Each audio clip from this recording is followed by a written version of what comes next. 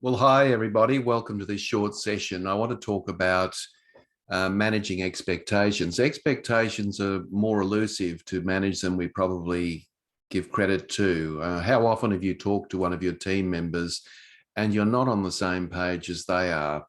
And you sort of walk away puzzled and wonder what it was. Well, what I want to do today is talk about 7 keys around that and perhaps give you some insight into some things that perhaps can improve your ability to be on the same page as your team members, because it's not quite as simple as just communicating what your expectations are and then walking away and expecting other people just to take that on board. There's a lot more to it than that. So we're going to look at that in a little bit more detail today. So I just wanted to, for those of you who may not be aware of who I am, just a couple of bit of an insight about who I am. You can see that I give keynote addresses and I also run workshops. I'm an author of 13 books, and one of the books that I wanted to talk about today, but not directly, but indirectly, was Mastering Feedback, which is ultimately where the information for today's webinar comes from. You can also see that I still play rugby in the Golden Oldies competition, and you know, we play every second week because it takes, at my age, 2 weeks to recover. So let's get launching into the topic. Now, one of the key objectives that people, or objections, I should say, that people have about managing expectations, or perhaps a question that people ask more than anything else, is why is it so difficult to communicate my expectations to my team members? Because any of you that have been leading for any period of time would understand that it's not a very simple process. But I think you'd also accept that it's a very important process. I mean, it's important to be on the same page as your team members. So we're going to address that question today, why it is so difficult to communicate expectations to team members. So we're going to look at some research. We're going to talk about the expectations. And at the end of this, I've got a special offer that I'll provide for you. Now, the first thing I want to say about expectations is that there are very few things, I would imagine, that are more important for a manager than being able to communicate expectations effectively. Now, we've all got our own line in the sand or standards. We all know, or at least we probably should know, where the line in the sand is and what we expect from our team members. And we do know that some managers have high expectations, others are a little bit more laissez-faire. But at the end of the day, your team members are always looking for clues about where your expectations are. Now, that doesn't necessarily mean because they know where your expectations are that they're actually going to that they're actually going to fall into line with those expectations. But nevertheless, as human beings, we're always looking for that line in the sand. It's part of the human condition. And because of that, we leaders, of course, have to be very skilled at being able to communicate our expectations to our people. So I'm going to share with you 7 keys to doing that. And as I go through these, I want you to have a think about which of these perhaps you could do a little bit more effectively, because each of them are critical to ensuring that the people that you lead are on the same page as you. Now, here's a couple of statistics that are quite interesting. 69% of managers report being uncomfortable communicating expectations to team members. So the majority of managers feel uncomfortable. I suspect they feel uncomfortable for a lot of different reasons. I mean, one of the reasons that they feel uncomfortable, I guess, is that it should be common sense that the expectations that you have should be just obvious, and that if I go ahead and explicitly communicate those expectations, it might look like I'm being a little bit condescending. Another possibility is that giving feedback on performance where people haven't met expectations gets a little bit challenging, for the very reason that the person on the receiving end may not feel comfortable receiving that feedback, or at least that's what you're anticipating. So people do feel uncomfortable communicating expectations. And obviously, if they feel uncomfortable communicating expectations, they're probably likely not to communicate them as much as they probably should. And probably what you're gathering already is this isn't a one-off. You can't just simply give people your expectations once, let's say in a team meeting, and then just hope like anything that people will just fall into line with those expectations. It's not as simple as that. This is something that's done moment by moment, project by project, incident by incident. So managing expectations is an ongoing process. It's a daily, or should be a daily occurrence. 37% of those 69% also expressed discomfort about giving direct feedback about people's expectations. Now, what that means is, of course, if people are exceeding your expectations, the rationalization is, why should I bother letting people know that they've exceeded expectations? I mean, at the end of the day, they're probably aware of that. So people may feel uncomfortable that it sounds a little bit too intuitive. And then, of course, if people aren't meeting those expectations, then, of course, we've got to give feedback on performance, and people often shy away from that. And so you can see that it's clearly an issue for lots of people. Okay, so here are the 7 questions on managing expectations, and I'll go through these slowly. And as I go through these expectations, what I would like you to do is to think about your own experience. Think about which of these you're doing and be honest with yourself about this, and which of these questions could you be attending to more. So let's look at the very first question. The very first question, and it's a fundamental question, is what are your expectations as a leader? Now, obviously, if you can't answer that question, then it's going to create problems for your team members, because if you don't know what your expectations are, there's no way in the world your team will know. So the first thing you've got to think about is, what is the minimum acceptable standard of performance that I'm expecting from people on a variety of different contexts? Now, obviously, there are myriad expectations in the workplace. And these expectations will be very contextual. So you really need to be able to respond confidently to that question as the starting point. And if you can't confidently articulate to yourself what your expectations are, then of course you aren't going to be managing expectations, because you're not going to be able to give feedback, because quite frankly, you don't know whether that person should be meeting those expectations or not. And you probably don't feel confident doing that either, because you haven't really told people what you expect of them.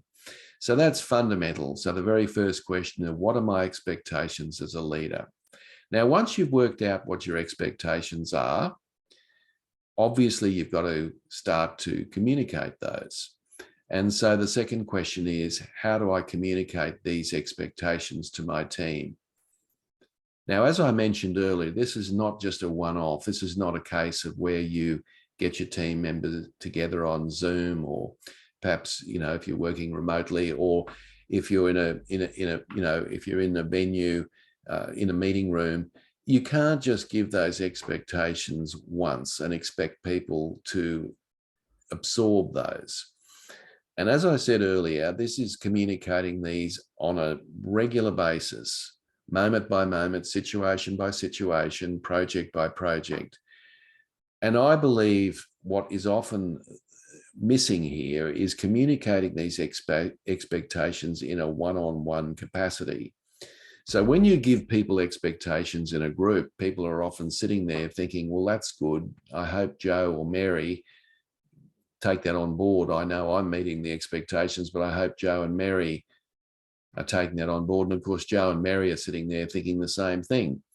So when you sit down with someone one-on-one and you communicate your expectations individually, it's far more effective. And you can certainly gauge much more successfully whether or not they've taken on those expectations. So you know that I'm a strong proponent of catch-ups. getting together with team members, these are places where you can communicate expectations on a project that's live. So communicating them is important, and it never ends. Obviously, there are two issues here: consistency and persistence. So consistency means that your expectations don't change. There's no confusion. It's fairly obvious what the expectation is. And persistent means that you're doing it regularly, as I said, in context, and also one-on-one as well as in teams. Now, if you've worked out what your expectations are and you've communicated them to your team, a lot of leaders think that's the end of it. I've done my job. And then they wonder why people haven't met those expectations. It's probably because the other 5 questions haven't been answered. So let's look at the third question. The third key question is, do my team members understand my expectations?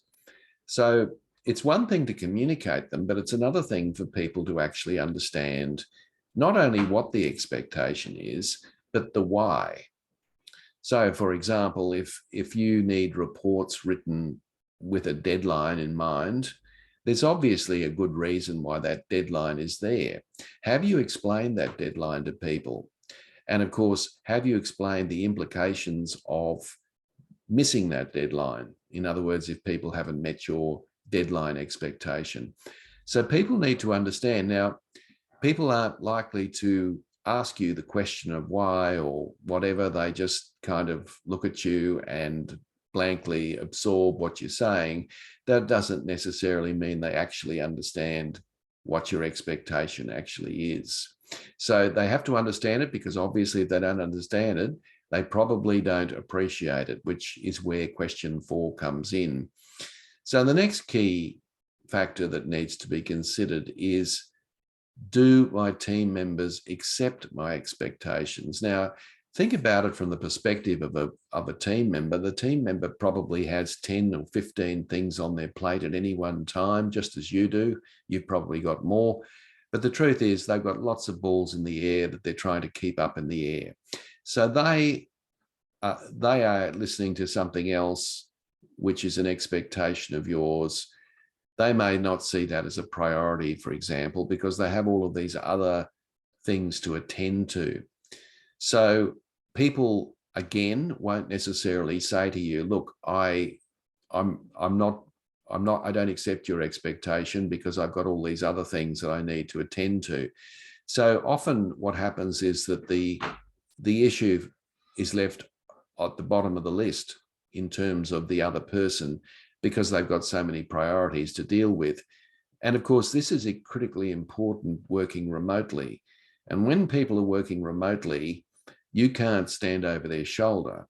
And so you've got to be crystal clear about these questions, because in these environments, people have the same number of balls that they're juggling when they're in the workplace. The only difference is you can't sort of check in at different points to make sure that people accept your expectations.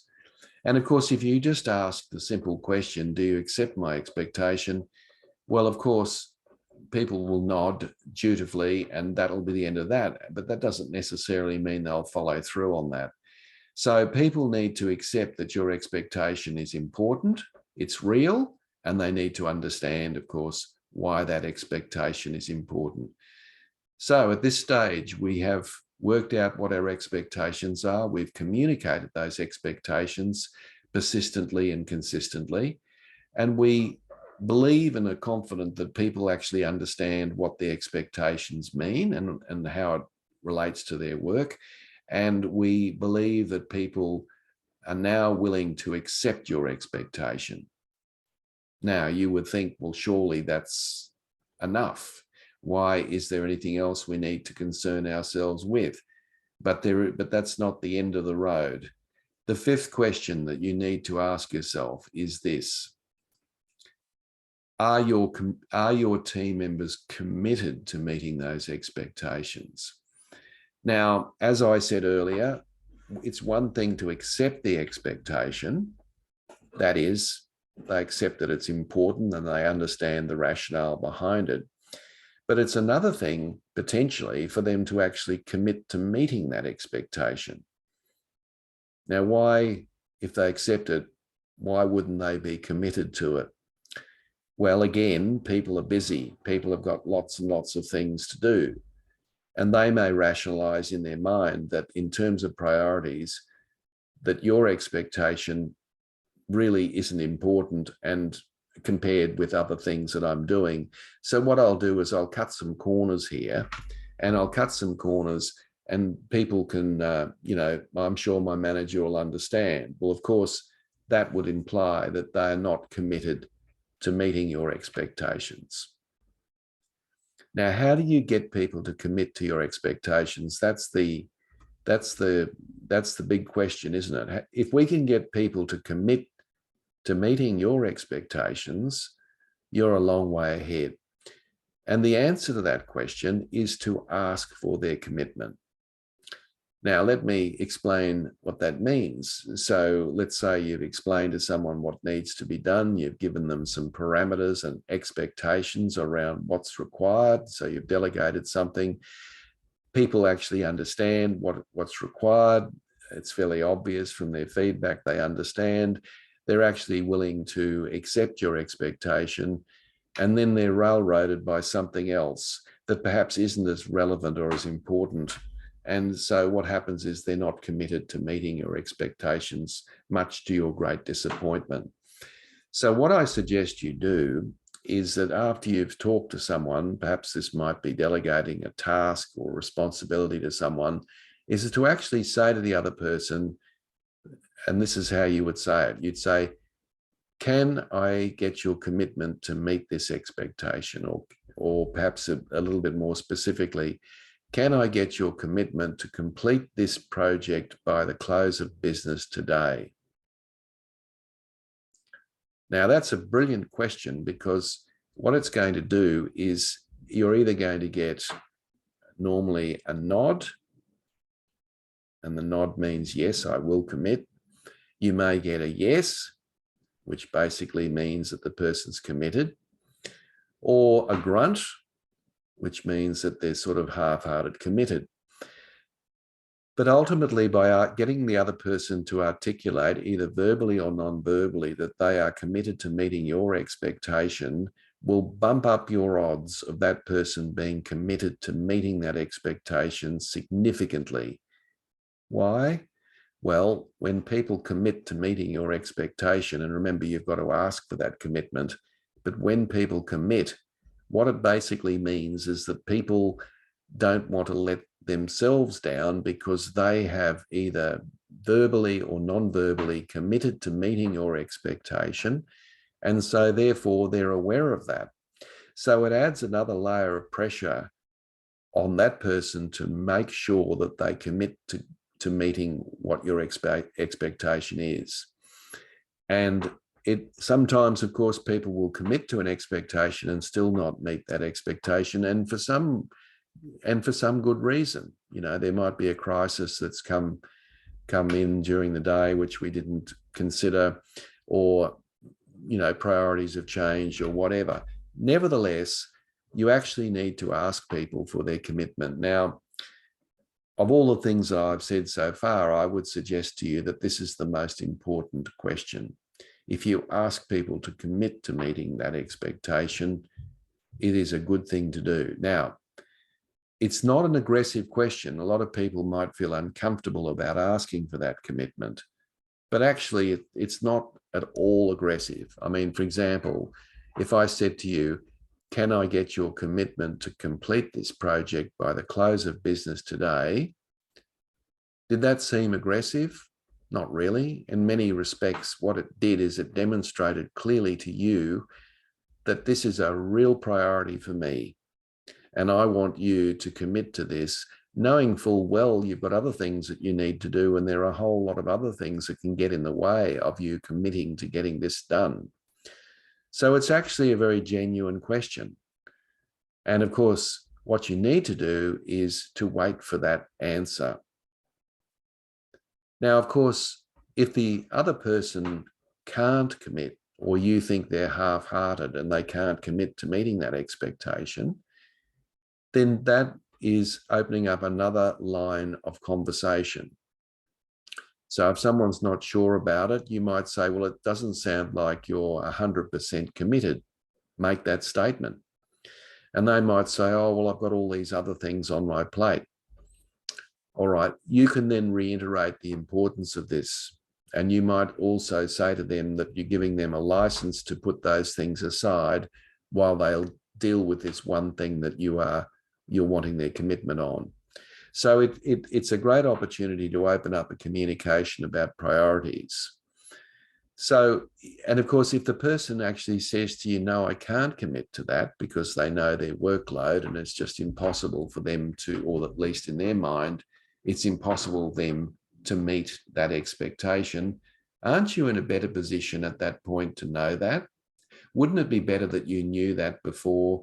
Because otherwise, when we walk away, when we're communicating with someone, in our head, it's done and dusted. We're expecting that that person will just get on and do it. We're expecting that that person will be committed to meeting that task or requirement or activity, whatever it might be. And of course, what happens is when they're not committed to it, we get very upset. We don't get upset with ourselves. We get upset, of course, with the other person that hasn't met your expectation. They haven't been committed to meeting it. So isn't it better to have that conversation up front so that if there is any umming and ahhing, if there's only a half-hearted commitment, you can deal with it right there and then, and you can reiterate the critical importance of it.